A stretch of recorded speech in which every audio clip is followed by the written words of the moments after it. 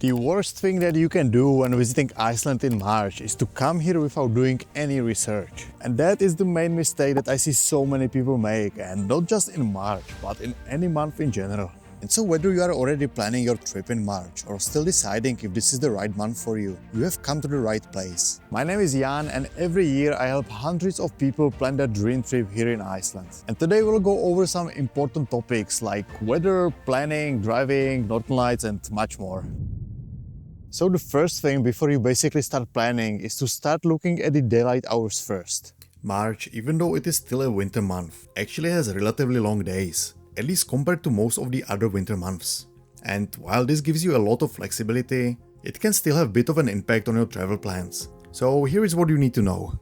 At the beginning of the month, sunrise is at 8:30 am and sunset is at 6:45 pm. But the days are getting longer very quickly, by 6.5 minutes every single day to be exact. And so by the end of the month, you can expect sunrise at 6:45 am and sunset at around 8:15 pm. And that is over 3 hours of difference in daylight hours. This means that especially at the end of the month, you will have more flexibility to travel later into the evening, whether you are running behind the schedule or just like to sleep in a little. One thing to keep in mind is that there is also about an hour of twilight before sunrise and after sunset, already giving you enough light to explore. I definitely encourage you to take advantage of these times, especially when the sky is clear, because the blue hour here can be absolutely magical. But you see, daylight hours won't just affect what time you start and finish your day. They also play a huge role if you want to see the northern lights. You see, you need a complete darkness to see the aurora. So to give you an example, if you come at the end of the month, when sunset is after 8 pm, plus an hour of twilight, you won't have a full darkness until at least 9:30 or 10 pm. And so expect some late nights. That's why, in my opinion, if the northern lights are high on your list and you can be flexible with your dates, I think that it is definitely better to visit rather at the beginning of the month. But I mean, overall, the whole March is pretty good month to see the northern lights. And so if the weather is good and the activity is good as well, then the chances are you'll see them. I go into more detail on this topic in some of my other videos, so feel free to check those out later. Now, what about the weather? Is that something that you should take into consideration? Well, the short answer is 100% yes, but the longer answer is this. Even though the end of March sometimes leans a little towards spring, I still consider the entire month to be full on winter. The average temperature hovers between -5 and 5 degrees. But trust me, it's probably going to feel way colder than you expect, because of the ever-present wind. There is also usually a big difference between the southern and northern parts of Iceland. The south coast generally gets less snow and temperatures tend to be slightly higher. The northern part of the island, especially areas like North Iceland, the Troll Peninsula and the Westfjords, gets much more snow and you are more likely to experience snowstorms and road closures. But that doesn't mean that you should skip those regions. Snowstorms can happen anywhere in Iceland and it is not really something that you can plan for. And so basically you can experience all kinds of weather, from beautiful sunny day like we have today to windstorm, snowstorm, rain, basically all kinds of weather you can imagine, and sometimes even in a single day. A great example is this year. It is February 26th as I'm filming this, and normally we would have a ton of snow by now. Instead, we've been getting a lot of rain and warm southern winds. Apparently, this is the worst winter in 20 years in terms of snow levels. And so, no matter what anyone says, there's really no guarantee what kind of weather you'll experience during your trip. The only thing that you can really do here is to basically constantly check the weather forecast, once in the evening and then again once in the morning before heading out. And by the way, one thing, please do not use those apps on your phone, the weather forecast with the icon of the sun and cloud. Those just doesn't work here and are super inaccurate. Instead, use the official Icelandic Meteorological Office website and their forecast maps. They might look complex at first, but everything is in English and they are actually pretty easy to understand once you get a hang of it. Anyway, the cold winter weather also means that you will want to dress warmly with some waterproof layers. For example, my usual outfit consists of something like a merino wool t-shirt. Then I like to wear something like this, a very warm wool insulated waterproof puffer. And if it's really cold, then I also like to combine it with something like a flannel shirt or something like this, a traditional wool Icelandic sweater. This is amazing. This is super warm and also a great thing to bring from Iceland as a souvenir if you want to.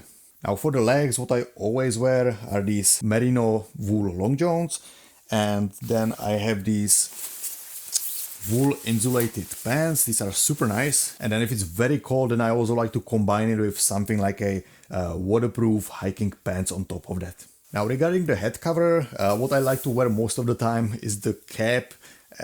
This is just a preference, but it's not always possible because of the cold weather.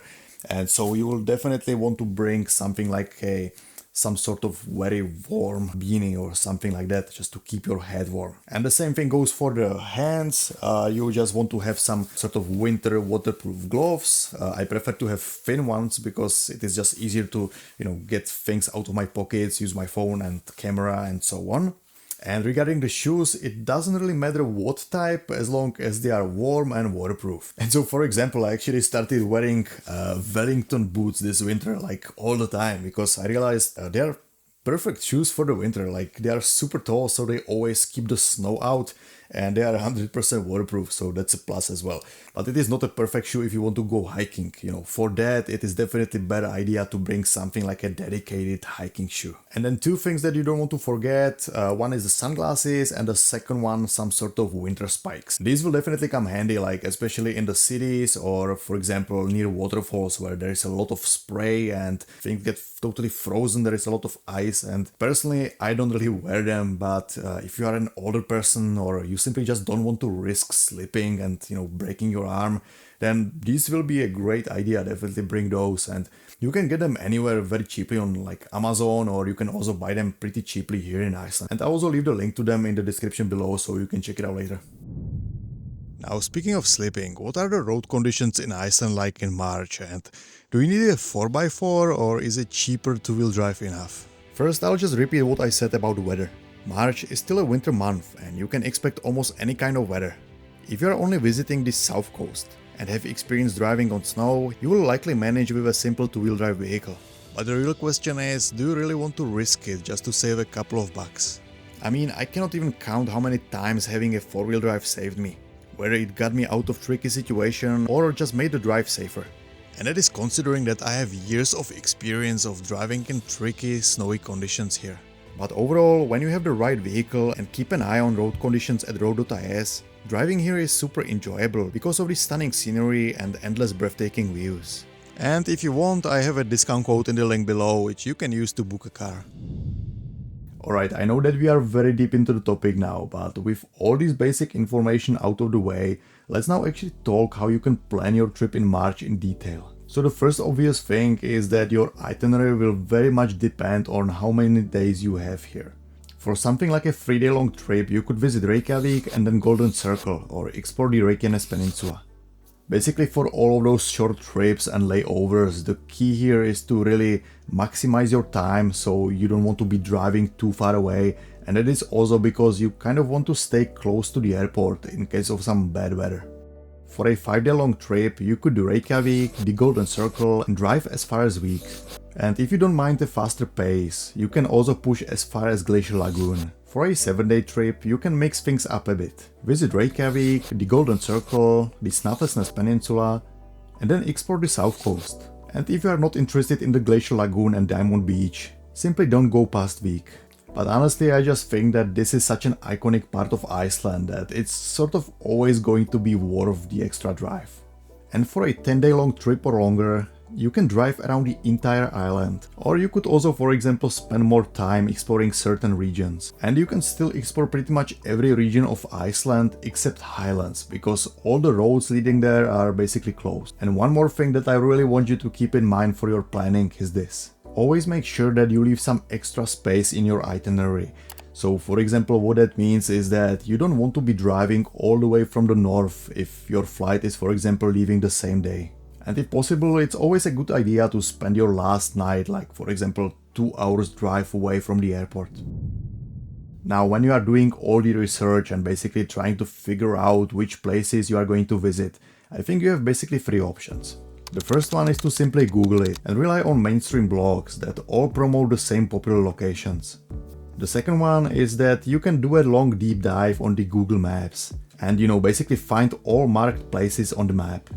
Number 3 will save you a ton of time, and it is sort of a shameless plug, but it is to use my guide. I have built it with all the top places, hidden gems, tours, hot springs and more, based on my years of experience of living here. You get a lifetime access, a free invite for a partner or friend, and it's probably the most seamless way to build your itinerary with just a few clicks. And if needed, I can also help you review your itinerary to make sure that everything checks out, or even build it for you from scratch if you have extra budget for it. Honestly, I am super proud of this guide, and I truly believe that at the moment there simply isn't a better tool that would help you explore Iceland on your own than this. Now, one more thing that I want to cover real quick is activities. One very underrated option is skiing in one of Iceland's local ski areas. And they all have rentals, so you don't even need to bring your own gear. Another option is hiking, which I know that a lot of you will want to do here, but that will really depend on snow levels. You will probably have the best chance in the south, but just remember, if there is a snow, it can be very dangerous without a proper gear or experience. Beyond that, you can probably book some guided tour, and I know that these can be pricey, but if I could only pick two, then I would probably do whale watching and then some sort of glacier tour, something like a glacier hike or a glacier cave excursion. But there are plenty of other great options like snowmobiling, horseback riding, heli skiing, ATV tours and much more. But one thing to keep in mind is that not all the tours are available in March. And so when you are doing your research, just make sure that you check the availability and you won't just, show up at the location and realize that it's closed. But overall, if you are traveling here in March, you are in for a great trip. And if I had to rate it on the scale of 10, then I guess I would give March like 7 or 8. March is still off season, meaning some tours won't be running like I mentioned, and there is a lower variety of accommodations. But on the plus side, flights and prices in Iceland are cheaper compared to summer. And all the famous spots are way less crowded. It is truly an amazing month with winter scenery, long daylight hours and good chance to see the northern lights. Basically just keep in mind that there are still some areas of Iceland that aren't accessible and that there is still a good chance that you might experience some interesting weather. And don't forget, all the planning resources for March will be in the link below, and right here is the video that you should probably go watch next, just to make sure that you will stay safe during your trip in Iceland, and I hope to see you there.